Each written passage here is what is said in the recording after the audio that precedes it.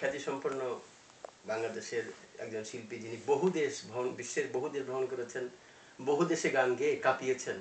আর আমরা যারা নিউ ইয়র্কে থাকি তারাও তার গান বহুবার শোনার সৌভাগ্য হয়েছে। আজকে আমাদের এই সাউথ এশিয়ান মিউজিক সোসাইটির স্টুডিওতে বসে কথা বলছি অত্যন্ত জনপ্রিয় শিল্পী ফকির শাহাবুদ্দিনের সাথে। আপনি কেমন আছেন? আলহামদুলিল্লাহ, ভালো আছি। আচ্ছা, আপনার আমাদের অনেকে হয়তো ভালোভাবে জানেন না যে আপনি তো আমি জানি যেটুকু, যে আপনি প্রথমে গণসংগীত শিল্পী ছিলেন, আপনি 90-এর আন্দোলনে আপনার বিশাল ভূমিকা ছিল। এরপরে আস্তে আস্তে আপনি যে লাইন চেঞ্জ হয়ে গেল, এটার ইতিহাসটা একটু বলবেন? ধন্যবাদ হায়দার আকবর কিরণ, যে নিউ ইয়র্ক সিটিতে বসে পড়ছে 2012 সাল। এটা হচ্ছে মে মাস, শ্রমিকের ঘামে জরা রক্তে ভেজাই মে মাস। আমি একজন গণসংগীত শিল্পী হিসাবে শ্রদ্ধা জানাই সেই 1886 পহেলা আমি শিক্ষা করেছি মার্কেটে।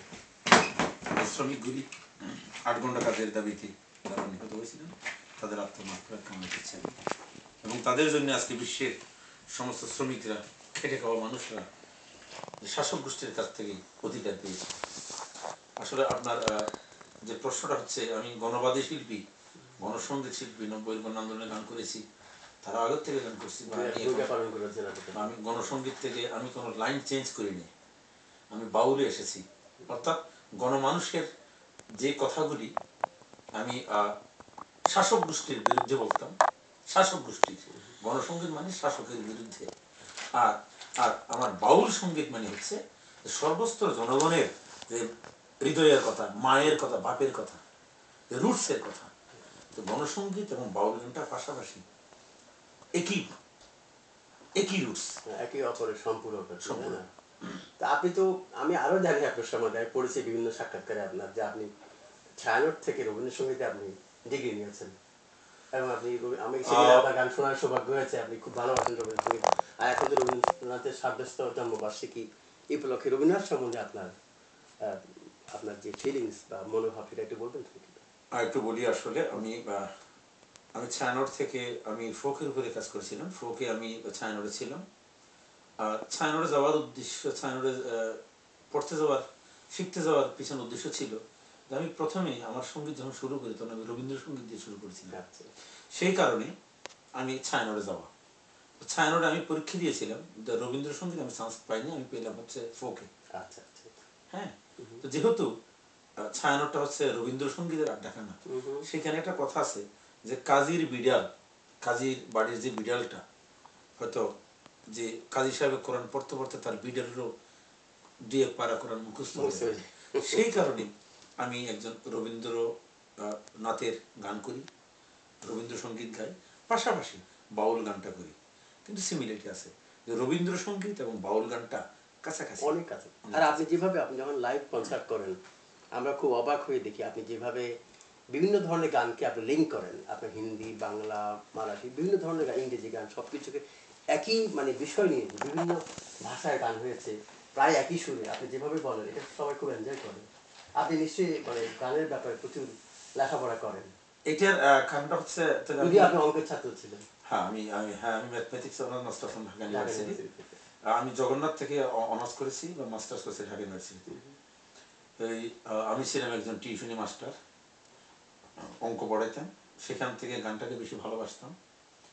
গানটাকে ভালোবাসতে গিয়ে হরেক রকমের চাকরি বাকরি করেছি, কলেজের টিচারে করেছি, ইউনিভার্সিটিতে করেছি। আমাকে কিন্তু সেদিকে আর টানেনি, আমাকে সেই টানে নিয়ে আসছে বাউলের জগতে। সে বাউলটা নিয়ে এখন বেঁচে আছি। আর হচ্ছে আপনার যে প্রশ্নটা, যে একটা রাগ, the folk is the father of classical, সমস্ত গানে কিন্তু ক্লাসিক্যালকে নিয়ে আসেন ফোকের মধ্যে, এটা তো অসাধারণ। যেমন সে, আমি গানটা শুনতে পারি, জি একটু যদি সেটা হচ্ছে যেমন নজরুলের একটা গান আছে,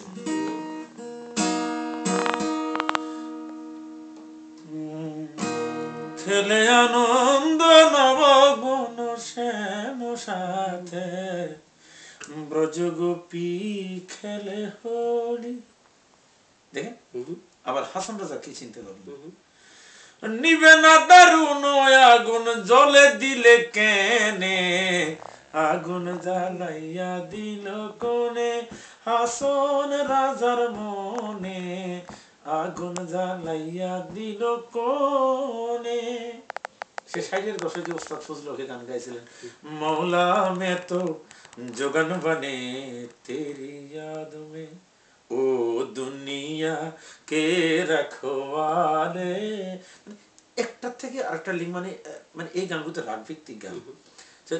একটা রাগের উপরে, যেমন আপনি একটা গান লিখেছেন একটা থিম দিয়ে, আমি আর একটা গানের থিম দিয়ে গান লিখেছি। বিভিন্ন মহাসনদের যারা গীতিকার সুরকার ছিলেন তারা এক রাগের উপরে বিভিন্ন ধরনের গান গেয়েছে। তো সেই গানগুলো যদি একটু লিঙ্ক আপ করা যায়, তখন আমি দর্শকের, হয়তো আমি একটা স্টেজে উঠেছি, আমি যেটা চিন্তা করলাম, আমি এটা করার পিছনে, এটা আমি বাংলাদেশে প্রথম করি যে আমি স্টেজে উঠছি, আমার আরো অনেক কো আর্টিস্ট আছে, হয়তো আমি পাবো সুযোগ পাবো, দুটো গানের সুযোগ পাবো, তো 3টা গান, তো 4টা গানের সুযোগ পাবো। তা আমি সেই একটা দুটো গান না গাইয়ে আমি একটা রাগের উপরে কমপক্ষে 8-10টা গান শুনিয়ে দিই, তাহলে আর একটা রাগ ধরে আমি আরো 8-10টা গান শুনিয়ে দিই। অর্থাৎ একজন শিল্পী দুটো গান গাইলে আমি 20টা গান গাই ফেলি ওই দুটোর মধ্যে। দর্শকরা অনেক আনন্দ পায় তাতে, বিভিন্ন ধরনের মানে গানে সুরে। আর আপনি আরেকটা সুন্দর প্রশ্ন করছেন যে আমি ট্র্যাক চেঞ্জ করিনি, আমি গণসঙ্গীত থেকে বাউল জগতে আসছি। বাউল জগতে আসার পিছনে হচ্ছে আমার ইন্সপিরেশন ছিল 1990 সাল। আমি উদিসি করতাম, সে উদিসির একটা প্রোগ্রামে গান করতে গেছিলাম সিলেটে। সেখানে একটা লম্বা দীর্ঘদেহী একটা বাউল সে গান গাচ্ছে, আমি গণসঙ্গীত গাইতে গেছি। তখন আমরা গণসঙ্গীত গাবো, আমি ঢাকা থেকে গিয়েছি। এর আগে একজন বাউল গান করছে, সেই গানটা একটু শোনে। সে বাউল, বাংলাদেশের বিখ্যাত একজন বাউল। ওরে ঠেকছে বাঙাল যারা কাঙ্গাল, ঠেকছে বাঙাল যারা কাঙ্গাল, লাভ হইল না মূলে, মোদের দিন গেল গোলমালে, মোদের দিন গেল গোলমালে। পাড়া গায়ে বসত করা চৌদিকে সমস্যা ঘেরা, গরিব দুঃখী দিশে হারা, শান্তি নাই আসলে। গরিব কাঙ্গালের পেটে ক্ষুধার আগুন জ্বলে, ওর হিতে বিপরীত ঘটাইল লেজ কাটা বানরের দলে। দিন গেল গোলমালে, মোদের দিন গেল গোলমালে। এখন যাহা দেখিতে পাই চলেছে ক্ষমতার লড়াই, আসলে খবর নাই দেশ কি করে চলে। স্বার্থ পাগল সবাই যে যাহা বলে, দিনে দিনে অবনতি, দেশটা যাচ্ছে রসাতলে, দিন গেল গোলমালে। বলবো দুঃখ কার কাছে, দুঃখীর দুঃখ বেড়ে গেছে, স্বাধীনতা চলে গেছে ধনীর রঙ্গহলে। নির্বিচারে গুলি চলে জনতার মিছিলে, আবার নেতা চলে কল কৌশলে, নেতা চলে কল কৌশলে, মরে তো গরিবের ছেলে। দিন গেল গোলমালে, মোদের দিন গেল গোলমালে। আশ্চর্য হয়ে গেলাম যে গণসঙ্গীত একজন একটা বাউল মানুষ, ওনার নাম ছিল বাউল সম্রাট শাহ আব্দুল করিম। ওনার ওই গানটা শুনে আমি পাগলের মতো ওনার একটু সান্নিধ্যে পাওয়ার জন্য ঘুরেছি। ঘুরার পরে 1 বছর পরে, অর্থাৎ 91, আমার একজন বন্ধু ছিল, বড় ভাই বন্ধু, তার নাম ছিল শ্রদ্ধেয় রুহি ঠাকুর, বিখ্যাত বাউল, শাহ আব্দুল করিমের 1 নম্বর শিষ্য, যিনি শুধু নিজে গীতিকার শুরু করে থাকা সত্ত্বেও নিজের গান কখনো প্রকাশ করেননি। তিনি শুধু শাহ আব্দুল করিমের গানে গিয়ে যেত। আর বাউল শাহ আব্দুল করিম এমন একটা মহাজন ছিলেন যে ওনার গানটা উনি একটা সুর ধরাই দিতেন। প্রতিটি শিল্পীদেরকে বলতো যে আপনারা আপনাদের মতো করে গান করেন, এখানে কোনো ধরা বাঁধা নেই, যে সুরটা আমি নিয়েছি, এই আমার কথা, যে মানুষকে ভালো লাগার জন্য যে যেভাবে এটার পরিবেশনা করতে, যেভাবে আপনি ফিল করেন, এই রুহি ঠাকুরের মাধ্যমে আমি বাউল শাহ আব্দুল করিমকে পাই, আর ছাড়িনি। ওই যে একটা গান আছে, ওরে হ্যাঁ, ওরে পাইলে শামকে ধরবো গলে রে, সারা ছাড়ি নাই, আর ছাড়া ছাড়ি নাই গো, বল গো সখী কোন বা দেশে যাই। আমি কৃষ্ণ প্রেমের কাঙালিনী, নগরে বেড়াই। আমি নগরে ঘুরি নাই, আমি গ্রামেগঞ্জে ঘুরে কৃষ্ণকে চেয়েছিলাম। সেই কৃষ্ণই ছিল আমার জীবনের, আমার বাউল গানে আসার পিছনে বড় ইন্সপিরেশন ছিল হচ্ছে বাউল শাহ আব্দুল করিম এবং আমার বন্ধু রুহি ঠাকুর। আমাকে প্রথম শাহ আব্দুল করিমের কাছে নিয়ে গিয়ে আমি 20 বছর তার কাছে কাটিয়েছি। উনি আমাকে যেই গানটা প্রথম শিখিয়েছিলেন রুহি ঠাকুরের, শাহ আব্দুল করিমের গান, সেই গানটা একটু গাই। অবশ্যই। ওরে যা দিয়েছো তুমি আমার, যা দিয়েছো তুমি আমায়, কি দেব তার প্রতিদান, মন মজালে ওরে বাউলা গান।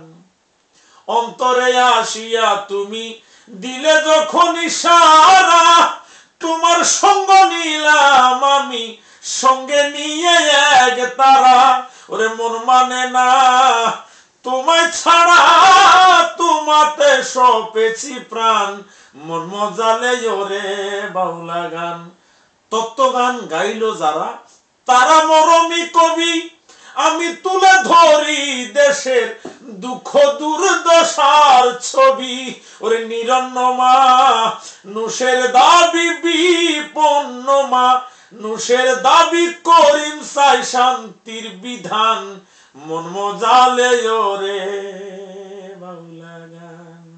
সেই থেকে আপনি তো এই বাউল সঙ্গীতকে সারা পৃথিবীতে রিপ্রেজেন্ট করছেন, তাই না? ইতিমধ্যে আপনি বিশ্বের কয়টা দেশে আপনি বহু দেশে গেছেন, মানে আনুমানিক কয়টা দেশ আপনার? সবই উপরওয়ালার রহমত। আমি বিশ্বের অর্থাৎ বাঙালিরা যেই যে দেশে গিয়েছে প্রায় দেশে আমি গিয়েছি, বাট আমি সৌদি আরব যেতে পারিনি। তবে আমার জীবনের সবচেয়ে বড় সার্থকতা হচ্ছে গত 2 মাস আগে আমি আলজেরিয়াতে গিয়েছিলাম। সেখানে বাঙালির সংখ্যা মাত্র 80 থেকে 90 জন বাঙালি আলজেরিয়াতে। সেখানে আমার গান গাওয়ার সৌভাগ্য হয়েছিল যে বাঙালিদের মাঝে। আপনার ইতিমধ্যে কয়টা মানে সিডি বা ডিভিডি এসব বেরিয়েছে? আসলে আমি সিডি আর ডিভিডি বলতে গেলে সেই ধরনের সুযোগ আমি কখনো পাইনি, আর আমি সময় দিতে পারিনি। আমি আমার দীর্ঘ 20টি বছর আমি কাটিয়েছি হচ্ছে সুনামগঞ্জের শেখ আব্দুল করিমের বাড়িতে।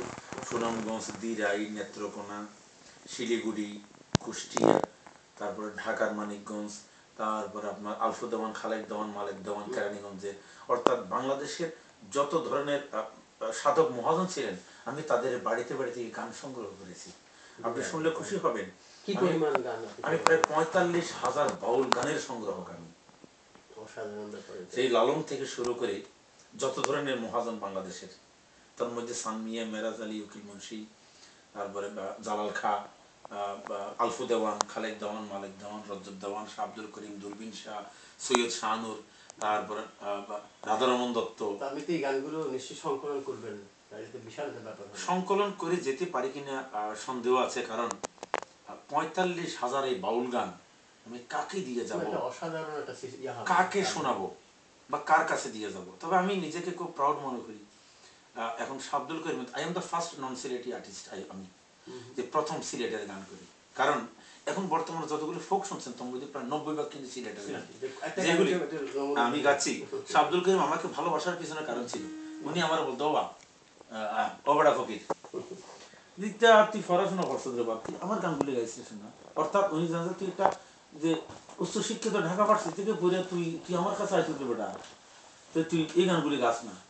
তখন আমাদের উনি নিজের মুখে যে গানগুলো আমাকে শিখিয়েছিলেন।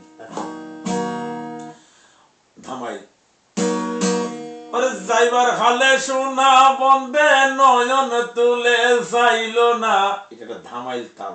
ধামাইল তাল মানে ইংরেজি বলা হয় ওয়েলস, সেটাকে হচ্ছে আমাদের দ্রুত দাদরা বা ঝুমুর, কিন্তু এটা ধান বানার সময় এই তালটা ইউজ করা হয়। যাইবার হালে সোনা বন্দে নয়ন তুলে চাইল না, যাইবার হালে সোনা বন্দে নয়ন তুলে চাইল না, আসি বলে গেল বন্ধু আইলো না। উনি আমার এখনো চোখে পাশে, চোখ বন্ধ করলে শাহ করিমের, তখন আমি হোটেল ক্যাপিটালে রুমে বসা ওস্তাদ, তখন উনি লন্ডনে যাওয়ার জন্য প্রস্তুত, গত মরার 1-1.5 বছর আগে। তখন আমি গেলাম, উনি একটা বই আমি লিখে দিয়েছিলেন যে আমার দেখা যে অসাধারণ একটা শিল্পী, উনি আমাকে এইভাবে লিখে দিয়েছিলেন। তখন আমি স্যার একটা গান শিখান না আমাদের কোবড়া, যে আমার গানগুলি যেটা শুদ্ধ ভাষায় গায় এটা আমার ভালো লাগে না। কোনটা? তুমি গাইতেন ওরে আমি কুলহারা কলঙ্কিনী, এইভাবে একটা হাসি এসে আমি কুলহারা কলঙ্কিনী, আমার কেউ সইও না গো সজনী, আমার কেউ সইও না গো সজনী, ওরে প্রেম হরলাম প্রাণ বন্দের শোনে, কি দুঃখ পেয়েছি মনে, আর মনে জানে আমি জানি, আমার মন জানে আমি জানি, আমার কেউ সইও না গো সজনী। অসাধারণ। আপনি গণসঙ্গীতের গল্প করতে গিয়ে মানে ঘটনাক্রমে আপনি আমার সম্প্রতি প্রয়াত আমার ভাই মাহবুল হায়দার মোহন